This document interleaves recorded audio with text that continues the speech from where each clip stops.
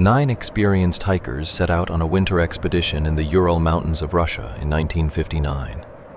They were young, trained, and fully prepared for the harsh conditions. But a few days later, something terrifying happened. Their tent was found ripped open from the inside. Their footprints led into the freezing wilderness, and all 9 hikers were dead. Even today, more than 60 years later, no one knows exactly what happened that night. In January 1959, a group of 9 hikers led by Igor Dyatlov began a challenging ski trek through the remote Ural Mountains.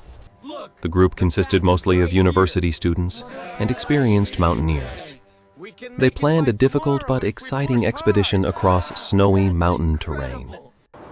Everything seemed normal at first, but when the group failed to return on time, search teams were sent to find. Days later, rescuers discovered the group's abandoned campsite. What they found was deeply disturbing. The hikers' tent was cut open from the inside, as if the group had desperately tried to escape. Their belongings, shoes, and warm clothes were still inside the tent.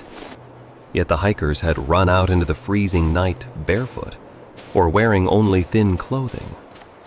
Search teams follow their footprints, leading away from the tent and into the forest.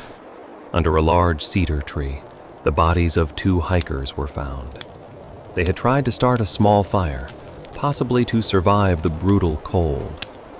But the mystery only grew stranger. As more bodies were discovered over the following weeks, investigators noticed something terrifying. Some hikers had massive internal injuries, including broken ribs and skull fractures. But there were no visible external wounds. One victim was missing her tongue. Another had strange levels of radiation on their clothing. There were no signs of another group, no clear evidence of an attack, and no obvious explanation.